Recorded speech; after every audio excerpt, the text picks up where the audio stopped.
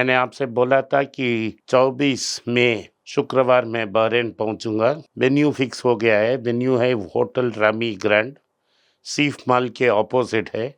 4:30 बजे मिल रहे हैं। अगर आप मुझे मिलना चाहें तो नीचे दिए व्हाट्सएप नंबर से हमें संपर्क करें या ईमेल में मेल भेजें। मेरी टीम आपसे बात करेगा।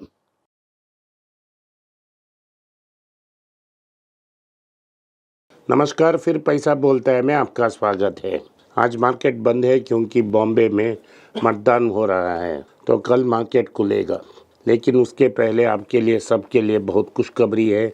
अच्छा खबर है कि कल यूएस में मार्केट में बहुत बेहतरीन न्यूज़ आया। कैश स्पॉट गोल्ड में $2,447 एक आउंस गोल्ड का दाम ऊपर गया। अभी दाम है एक आउंस का $2,447 पर ग्राम, लगभग $30 का इजाफा। ये रिकॉर्ड है, ये सबसे है all time high gold price का। भारत पीछे नहीं आएगा। भारत में 22 कैरेट गोल्ड का दाम 6,900 के ऊपर ट्रेड हो रहा है और 24 कैरेट गोल्ड 7,500 के ऊपर ट्रेड हो रहा है। अगर आपने मेकिंग चार्जेस और जीएसटी लगाए तो लगभग 8,000 पर ग्राम ट्रेड हो रहा है। एक नया रिकॉर्ड है। ये रिकॉर्ड क्यों कायम किया? ऑप्टिमिज्म आ रहा है कि फेडरल रिजर्व रेट कट कर सकती है सितंबर तक। जब रेट कट आएगी तो डॉलर वीकन होगी। अगर डॉलर वीक हो गया तो गोल्ड ऊपर जाएगा। सो यूएस डॉलर में कटौती, ट्रेशरी की इंटरेस्ट रेट्स गिरी, बॉन्ड्स रैली हुए। ये सब अच्छे खबर के कारण मार्केट में गोल्ड का दाम ऊपर गया। मिडिल ईस्ट में टेंशन बढ़ा। ईरानियन प्रेसिडेंट का चॉपर मिसिंग है। अभी चॉपर लोकेट किया गया है, लेकिन प्रेसिडेंट के बारे में कुछ पता नहीं। इब्राहिम राइसी वो मिसिंग है। चाइना को ऑयल टैंकर जा रहा था रेड सी में, उसमें मिसाइल अटैक हो गया। ये सब टेंशन बढ़ाती हैं और कच्चा तेल का दाम ऊपर जाएगा। आज भारत में एक नया रिकॉर्ड किया है डोमेस्टिक कॉपर एक लाइफ टाइम हाई में है। अभी 900 रुपया केजी में ट्रेड हो रहा है और लंदन मेटल एक्सचेंज में ये तो एक टन का नया रिकॉर्ड है। एक टन लगभग $10,000 पर बेच रही है। इस साल 23% कॉपर की प्राइसेस गेन हुई हैं। इसके दो कारण हैं। चाइनीज गवर्नमेंट ने एक नया स्टिमुलस अनाउंस की है। 1 ट्रिलियन युआन की बॉन्ड जारी की है। उसको हाउसिंग मार्केट को प्रोटेक्ट करने के लिए डिप्लॉय किया जाएगा। यूएस और यूके ने रशिया से आने वाले बेस मेटल्स को बैन किए हैं। इन दो कारणों के कारण कॉपर का दाम लगातार निरंतर ऊपर जा रहा है। अमेरिका ने सारे चाइनीज इंपोर्ट्स में बैन लगा दी और यूएस इंटरेस्ट रेट कट्स की आशा भी शॉर्ट टर्म प्राइस वोलेटिलिटी को कंट्रीब्यूट कर रही है। ये सब मिला के वर्ल्ड में इन्फ्लेशन पे फिर से प्रेशर आने की चांसेस हैं।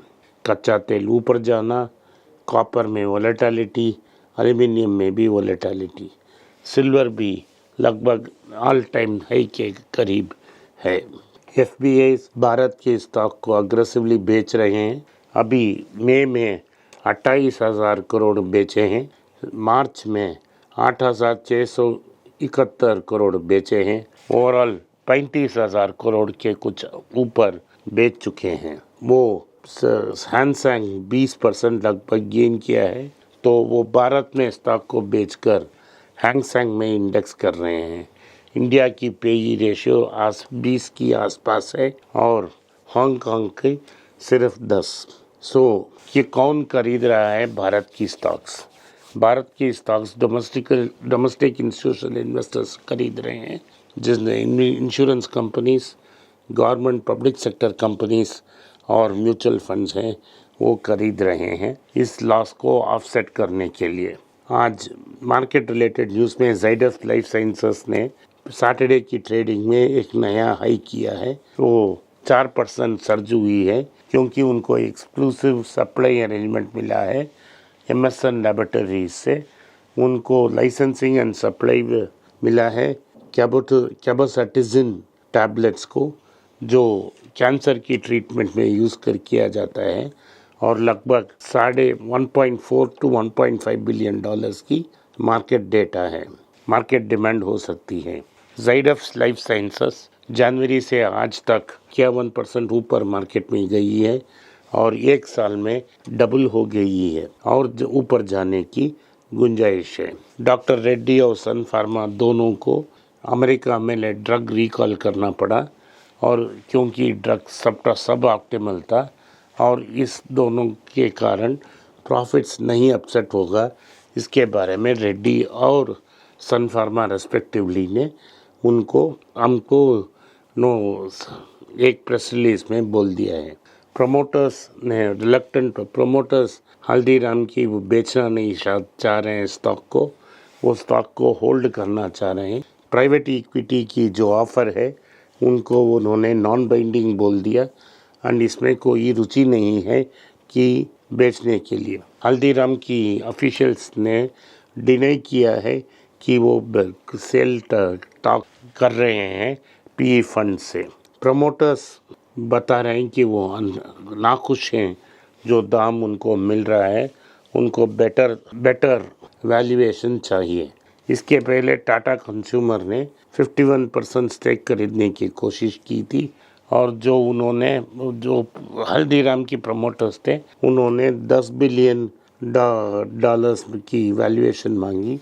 वो बहुत टू हाई थी, तो ये टॉक्स भी टल गई। जो श्याम श्रीनिवासन हैं, जो MD and CEO of federal bank, जिसका कार्यकाल 1 साल है अभी तक, उन्होंने बोला है कि कॉस्ट टू इनकम वो कम करेंगे और 26 तक वो 50 के नीचे चले जाएगा। दूसरे पॉइंट उन्होंने बताया है कि को ब्रांडेड के क्रेडिट कार्ड्स के बारे में जो उनकी फेडरल बैंक को जो नोटिस मिला है वो ऑपरेशनल इश्यूज के कारण मिला है, और उसे वो 2-3 महीने में ठीक कर देंगे। तो ये न्यूज़ थी फेडरल बैंक के बारे में।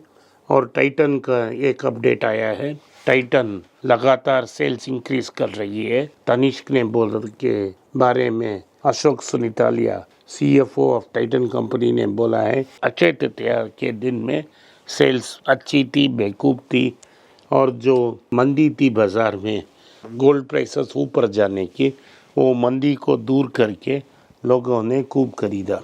टाइटन अपना ज्वेलरी डिवीजन में बहुत सारे ब्रांड्स हैं उनके पास, जोया, तनिष्क, मिया और कैरेटलिन। वो 16 कैरेट गोल्ड से लेके 22 कैरेट गोल्ड तक बना रहे हैं। और ये जो ओमनी चैनल है, एक ही स्टोर में कंपार्टमेंटलाइज डिफरेंट ब्रांड्स की, वो बहुत अच्छे रिजल्ट्स दिखा रहे हैं। उन्होंने बोला है कि वो 40 नए तनिष्क स्टोर्स खोलेंगे और new market such as US में एंटर करेंगे, और इंटरनेशनल स्टोर्स 16 से 30 तक जाएगी। तनेरा की एक्सपेंशन को धीमी किया गया है। इस साल सिर्फ 25 स्टोर्स खोलेंगे। आईवेयर और वॉचेस के लिए सेपरेट स्टोर्स खोलेंगे, और उसमें वो अच्छा खासा इम्प्रूवमेंट देखने की आशा रखते हैं। और वो बोल रहे हैं कि इसके बाद नया कैटेगरीज नहीं एंटर करेंगे, अभी वो कॉन्सेंट्रेट करके वेरेबल्स को इम्प्रूव करेंगे। टाटा मोटर्स ने अगले साल के लिए 45,000 करोड़ का इन्वेस्टमेंट प्लान रेडी किया है। इसमें 38,000 करोड़ 38,000 करोड़ तो जेएलआर को जाएगा, 8,000 करोड़ मात्र टाटा मोटर्स को जाएगा। तो टाटा इलेक्ट्रिक व्हीकल्स हैं जो कार की हैं, वो पिछले साल सेल्स को डबल किया है, और वो मार्केट को डोमिनेट कर रहे हैं, लगभग 73% मार्केट शेयर के पास। और इसकी का बदौलत वो hyundai को नंबर 2 मार्केट्स में कई महीने पीछे छोड़कर आगे गए हैं। तो लगता है कि टाटा मोटर्स नंबर 2 पोजीशन 1-2 साल में कंसोलिडेट कर सकती है। बाइजू की प्रॉब्लम्स और डीप हो गई है। एसबीआई चेयरमैन रजनीश कुमार और मोहन दास पाई ने एडवाइजरी पैनल से रिजाइन कर दी है। उन्होंने इशारा किया है कि प्रॉब्लम सॉल्व नहीं होगा। ये तो दोनों सरकार के करीब थे, लेकिन जो दो भाई प्रमोटर्स हैं और बैजू रविंद्रन की बीवी सब तीनों लोग भाग चुके हैं, अभी दुबई में सेटल्ड हैं। उनको उधर से इंडिया लाना बहुत मुश्किल काम है। आज के लिए इतना ही।